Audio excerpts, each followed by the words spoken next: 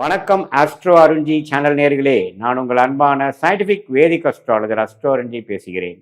நல்லது நினைப்போம், நல்லதே நடக்கும். இந்த வீடியோவில் நம்ம என்ன பார்க்க போறோம்னா, தனுசு ராசிக்காரர்களுக்கு வருகிற ஜூலை 2026 மாதம் எந்த பலாபலன்கள் எப்படிப்பட்ட ஒரு மாதமாக இருக்க போகுதுங்கிறது சயின்டிபிக் வேதிக் அஸ்ட்ராலஜி முறையில, ஒளி தத்துவ முறையில எந்தவித மூட நம்பிக்கையிலையும் போகாமல், பரிகாரங்கள் அது மாதிரி விஷயத்தில் போய் மிகைப்படுத்தாமல், ஒரு கிரகமும் ஒரு மாதிரி சஞ்சரிக்கும் பொழுது அந்த ராசிக்கு அப்படி இருக்கும் பொழுது எது மாதிரி ஒரு தாக்கத்தை, கர்ம வினையை, சாதகமற்ற வாழ்க்கை சம்பவங்களை கொடுக்க போகுதுங்கிறத துல்லியமாக நாம பார்க்க போறோம். தனுசு ராசிக்கு ஜூலை 2026 எப்படி இருக்குன்னு பார்க்கும் பொழுது, ராசி அதிபதியாகிய குருவே வந்து 8ஆம் இடத்துல இருந்தாலும் உச்சம் பெற்றிருக்கிறார். சனி 4ஆம் இடத்துல இருக்கிறார், ராகு 3ல இருக்கார், கேது 9ஆம் இடத்துல இருக்கிறார். இந்த ஆண்டு கிரகத்தின் சஞ்சாரம் தப்பில்லை. சனியின் பார்வை ராசிக்கு இருக்கு, ஆனா குருவின் பார்வை ராசியிலிருந்து விலகிருச்சு. அப்படிங்கிறப்ப என்ன ஆகும்னா, தனுசு ராசிக்காரர்கள் ஃபீல் த ஹீட். ஹீட்னு என்ன? சில விஷயங்கள் அசௌகரியமாக இருக்கும். அது வேலை விஷயமா இருக்கலாம், குடும்ப விஷயமா இருக்கலாம், பண விஷயமா இருக்கலாம், ஹெல்த் விஷயமாக இருக்கலாம்.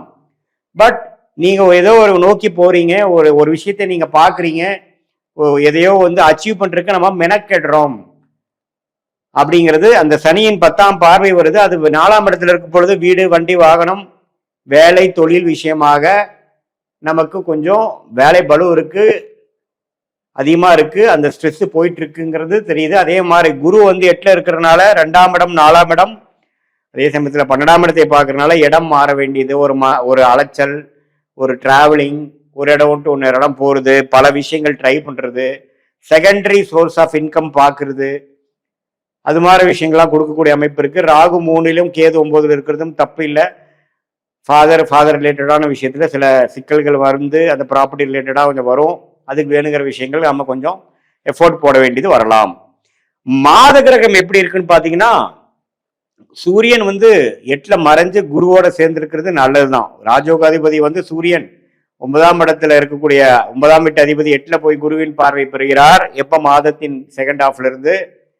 அது வந்து ஓரளவுக்கு மறைமுக இன்கம், திடீர் ஜாக்பாட், அப்பா தாத்தா மூலமா வரவேண்டிய சொத்துல ஒரு ஆதாயம், வரவேண்டிய பணம் வந்து சேர்றது, ஷேர் மார்க்கெட்ல ப்ராஃபிட் வர்றது, சுபவிரயம் செய்து ஒரு லம்பா ஒரு ப்ராஃபிட் அடிக்கிறது, அது மாதிரி விஷயங்கள்லாம் வந்து வாய்ப்புகள் அதிகமாக இருக்கிறது உங்களுடைய தசாபுக்திகள் சப்போர்ட் பண்ணும் பொழுது. அதே மாதிரி செவ்வாய், ராஜோகாதிபதி செவ்வாய் 6ஆம் இடத்துல இருந்து 12ஆம் வீட்டு தன் வீட்டை பார்க்குது. வந்தீங்கன்னா கடன் நோய், வம்பு வழக்குகளை கொடுக்கக்கூடிய அமைப்பு. டிராவலிங் அப்போ கொஞ்சம் கேர்ஃபுல்லா இருக்கணும். அஜீரண கோளாறு, சூடுனால, ஹீட்னால வரக்கூடிய தொந்தரவுகள், டைஜஸ்டிவ் இஷ்யூஸ்லாம் வர வாய்ப்புகள் உண்டு. பகைவரின் நடமாட்டங்கள் உண்டு. இந்த டைம்ல நீங்க வந்து வம்பு வழக்குகள் எல்லாம் வந்து கேர்ஃபுல்லா டீல் பண்ணணும். அதே சமயத்துல உங்களுடைய சுக்கிரன் பாத்தீங்கன்னா 9ஆம் இடத்துலயே இருக்கிறது தப்பு இல்லை. அது வந்து ஓரளவுக்கு தந்தை வழி விஷயத்துக்குலாம் ஒரு பாசிட்டிவான அமைப்பு தான். எப்படி பார்த்தாலும் ஒரு மாற்றத்தை கொடுக்கக்கூடிய ஒரு மாதம் இந்த ஆண்டே பாத்தீங்கன்னா தனுசு ராசிக்கு ஒரு மாற்றத்தை கொடுக்கும், இடமாற்றத்தை கொடுக்கும், வேலை மாற்றத்தை கொடுக்கும், தொழில் மாற்றத்தை கொடுக்கக்கூடிய அமைப்பு இருக்கிறதுனால இந்த ஜூலை மாதம் வந்து அதுக்கு வேணுங்கிற ஒரு ஃபவுண்டேஷனான ஒரு அடித்தளத்தை கொடுக்கக்கூடிய ஒரு மாதமாக, இந்த மாற்றத்துக்கு வேணுங்கிற ட்ரிகர் பாயிண்டாக இருக்கக்கூடிய அமைப்பாக ஜூலை 2026 செயல்படக்கூடிய அமைப்பு இருக்கு.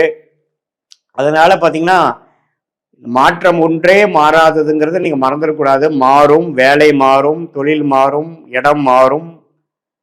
அது வந்து நல்ல ஒரு மாற்றமாக இருக்குங்கிறது நம்ம நினைச்சுக்கணும். நம்ம வந்து இருக்கிற அமைப்புகள்லாம் ஓரளவுக்கு பரவாயில்ல. 4ஆம் இடத்துல வந்து அந்த குருவின் பார்வை சனி மேல விழுகிறதுனால இதுவரை கொஞ்சம் மன உளைச்சலை கொடுத்துட்டு இருந்தது. இப்போ கொஞ்சம் பாசிட்டிவா சில வேலைகள் செய்வீங்க. அக்ரிகல்ச்சர் ரிலேட்டடு, மெட்டல் ரிலேட்டடுங்களுக்கெல்லாம் நல்ல ஒரு முன்னேற்றம் வரும், ப்ராஃபிட்ஸ் கிடைக்கும், தொழிலதிபர்களுக்கு நல்ல முன்னேற்றம் வரும், ஃபண்டிங் கிடைக்கும், ஒரு புது பங்குதாரர் மூலமாக ஒரு ஃபண்ட்ஸ் கிடைக்கும், ஒரு கூட்டு தொழில போய் ஜெயிக்கக்கூடிய அமைப்பு வரும், லோன் கிடைக்கக்கூடிய அமைப்பு, பல வழியில வந்து பணம் கிடைக்கக்கூடிய அமைப்புலாம் வரும். இது எல்லாத்தையும் ஓரளவுக்கு யூஸ் பண்ணிட்டு வேலையில நல்லா ஜெயிக்கக்கூடிய அமைப்பு, தொழில நல்லா ஜெயிக்கக்கூடிய அமைப்பை நீங்கள் உறுதி செய்து கொள்ள வேண்டும். இந்த மாதத்தின் ஃபவுண்டேஷன் கொடுக்கக்கூடிய அமைப்பு இருக்கிறதுனால இந்த மாதத்தோட பெனிஃபிட்ஸை நீங்க அறுவடை செஞ்சு கொள்ள வேண்டும், நல்லா உபயோகப்படுத்தி கொள்ள வேண்டும். இது ஒரு பொதுவான பலன்தான். இந்த தனுசு ராசிக்கு இந்த ஆண்டு கிரகத்தை வைத்து மாத கிரகத்தை வைத்து ஒரு அற்புதமான ஒரு மாற்றங்கள் நிறைந்த ஒரு மாதமாக இருக்குன்னு சொல்றமே ஒழிய, உங்களுடைய பிறந்த தேதி, பிறந்த நேரம், பிறந்த ஊரை வைத்து வரக்கூடிய திருக்கணித பஞ்சாங்கத்துல ஜாதகத்தை போட்டு அடுத்த வரக்கூடிய தசா புக்திகள் எப்படி இருக்குன்னு பார்க்கும் பொழுது சயின்டிபிக் வேதிக் அஸ்ட்ராலஜி முறையில துல்லியமான முறையில நம்ம அதை பார்த்து வரக்கூடிய எதிர்காலம் எப்படி இருக்கு, ஷார்ட் டேர்ம் எப்படி இருக்கு, லாங் டேர்ம் எப்படி இருக்குதுங்கிறதை துல்லியமாக கணித்து எந்த விதத்தையும் மிகைப்படுத்தாமல் எது மாதிரி சாய்ஸஸ் நமக்கு கண்ணுக்கு முன்னாடி தெரியுது, எதை நம்ம எடுக்கலாம், எது நமக்கு பிராப்தமாக இல்லை.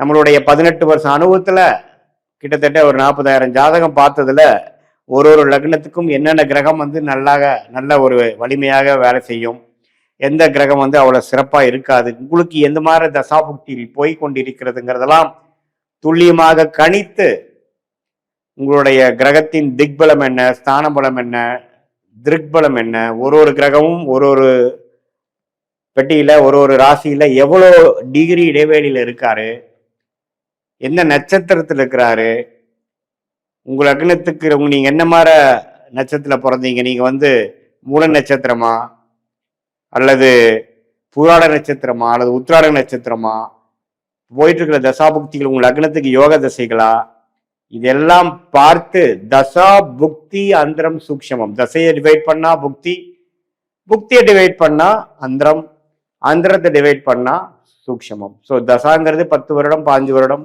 புக்திங்கிறது 2 வருடம் 3 வருடம், அந்தரங்கிறது 4 மாதம் 5 மாதம் 6 மாதம், சூக்ஷம்ங்கிறது வாரக்கணக்கில் அடுத்து வரக்கூடிய விஷயங்கள் என்னங்கிறது நம்ம தெரிந்து கொண்டு அதுக்கு தகுந்த மாதிரி நம்ம வாழ்க்கை முடிவுகளை எடுப்பேயானால், நம்ம எடுத்து அதுக்கு தகுந்த மாதிரி நம்ம திட்டமிட்டோம் என்றால் தேவையற்ற பண விரயங்கள், தேவையற்ற சமய விரயங்களை தவிர்த்து வாழ்க்கையில் எளிதில் எதிர்நீச்சல் போடாமல் நம்மளுடைய பிராப்தம் என்னவோ அதுக்கு தகுந்த மாதிரி வாழ்க்கையில் வேணுங்கிற வேலைகளை செய்து, முயற்சிகளை செய்து, திட்டமிட்டு வாழ்க்கையில் நம்மளுடைய சயின்டிபிக் வேதிக் அஸ்ட்ராலஜி முறையில என்ன மாதிரி ஒரு விஷயத்தை நம்ம சொல்றோமோ அதுதான் பாஸ்ட்லயும் சிங்க் ஆகும். ஃபார் எக்ஸாம்பிள், நம்ம அஸ்ட்ராலஜி அப்பாயின்மெண்ட்ல பாத்தீங்கன்னா பாஸ்ட் நம்ம பேசிட்டு ப்ரெசென்ட் வரும்போது அந்தந்த பாஸ்ட்ல எந்தெந்த பிரச்சனைகள் வந்தது, எதனால அந்த டைம்ல அஃபெக்ட் ஆச்சு அப்படிங்கிறதெல்லாம் பார்த்து ப்ரெசென்ட்டுக்கு வரும்பொழுது நம்ம சிங்க் ஆயிடுவோம்.